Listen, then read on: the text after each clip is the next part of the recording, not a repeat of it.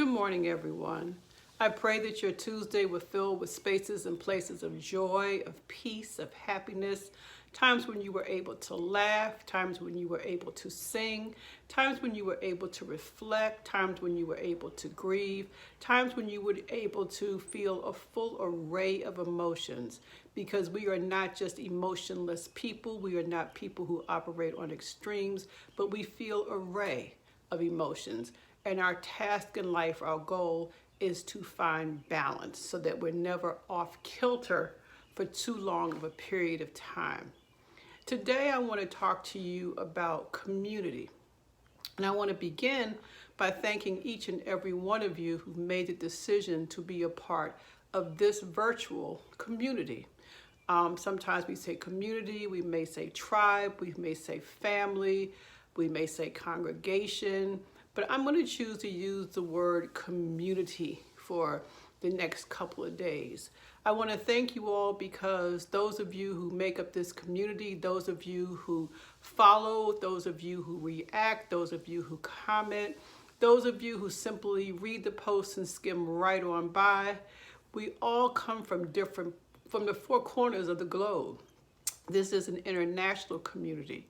We are not monolithic. We have differences. Some are male, some are female, some identify their gender as gay, as lesbian, as trans, as I don't know all the appropriate terms, but some people don't identify by gender. We all come heterosexual. But we all have come together for a common good or common cause. And that common cause is healing and restoration. And I want to say that in reference to healing and restoration, for those of us who have been traumatized, from those of us who are in need of healing from something and restoration, for those of us who would like to be all that we have been called to be, but past hurts, past affronts, past instances have stopped us from being so. You all make up this community, and for that I'm extremely grateful. Now, if you have fit any of the categories I just named, a number of you have determined once you experience what you experience, those troubling situations, those situations that change the trajectory of your life, you determined, I don't trust anyone. No one is trustworthy. When I trusted, people harmed me. When I trusted, people took my kindness for weakness. When I trusted, people proved untrustworthy of my trust or of my love. And so you made the determination, I'm not trusting at all. And some of you may even think or speak in superlatives. All fill in the blank are horrible people. I'm going to give examples. All men can't be trusted. All women can't be trusted. All whites can't be trusted. All blacks, all Indians, all whatever. Whatever your thing is, you determined after you went through your experience, after you went through your trauma, that people could not be trusted. But guess what? Deep down inside, for everyone who has been born of a woman, and that's everybody listening, for everyone who has entered into this thing called life, there is something innately inside of us that yearns for community, that yearns for intimacy, that yearns to be known and to be able to know others on what I'm going to say an intimate level. Now let me break down that word intimacy for a minute. Intimacy, when we hear that word, a lot of times we think immediately about sexual acts. I would invite you to think of it a little bit differently. Intimacy, in my opinion, is when you make the decision to allow yourself to be vulnerable with another human being. You allow someone else to see you and open yourself up in a way so that you can see them, so that you can accept their vulnerabilities. Now, there are different levels of intimacy. We become vulnerable with our children. We open ourselves up to relationships with our best girlfriend or our bro or someone who treated us kindly. And then we have levels of intimacy where We go beyond just sharing our thoughts and our dreams and our aspirations. We go beyond sharing our hurts, but we also share of our physical being. And that tends to be in a more sexual manner. But before we even get to sexual, sometimes our forms of intimacy is when we simply hug. I don't know about you, but one of the best times I ever experienced in my life is when I was nursing one of my children, my last child. And when I nursed her, it was like, and I nursed her for a year, it was like all was right with the world. There was a physical connection that was being made. I was opening myself up to her in a way that was nurturing, that we had flesh to flesh.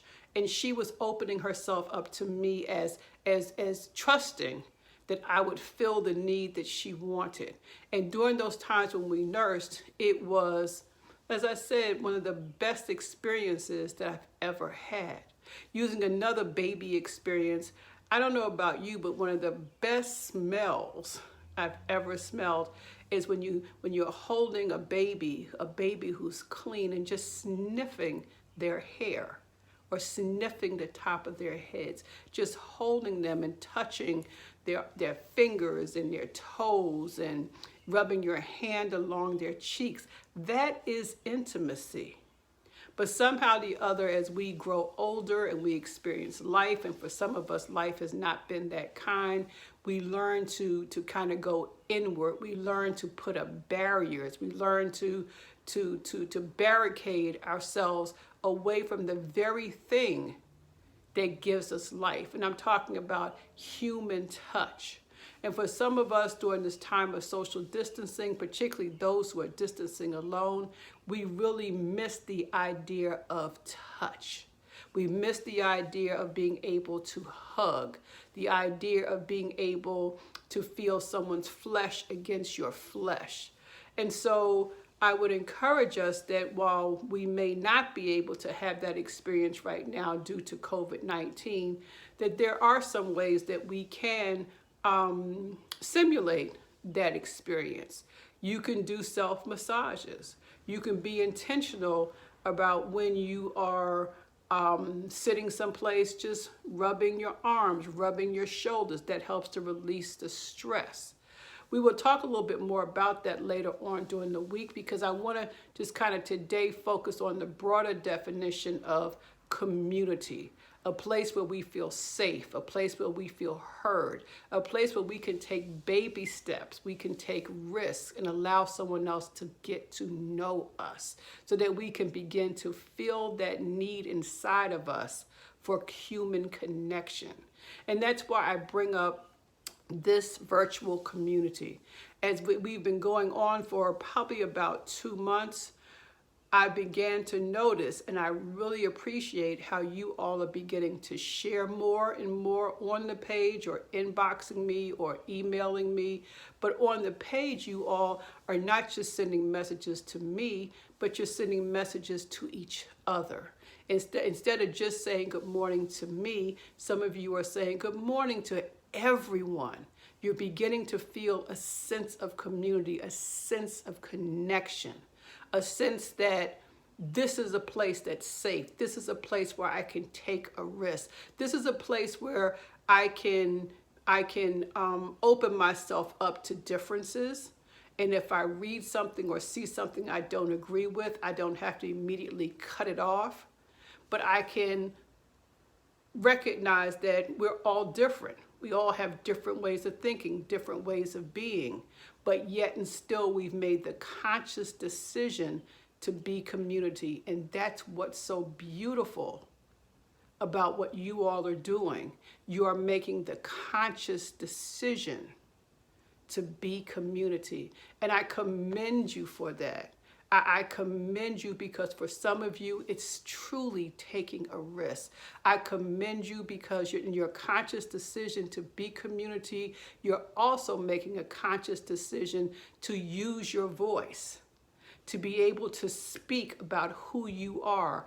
and what your desires are, or what your strengths or what your challenges are, you are also affirming each other. You're also uplifting each other. And so I just thank you sincerely from the bottom of my heart.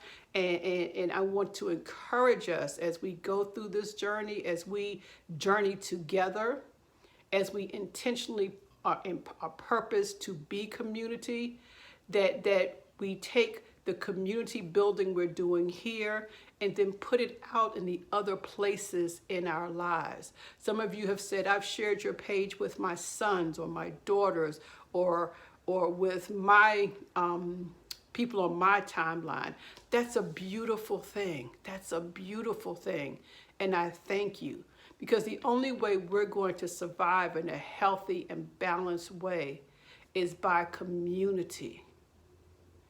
That's the only way we can truly survive, is by being a true community that cares, a true community that's willing to take risks, a true community that's willing to grow together and share about our triumphs as well as share about our places where we may fall down, but yet because of community, we get back up again, and we do it on purpose. I love you, this beloved community, and I am ever so grateful that you have chosen to be on this journey with me. And I will be back with you tomorrow with more encouraging words and continue our conversation about what it means and how we can begin to grow in community. Talk to you later. Bye-bye.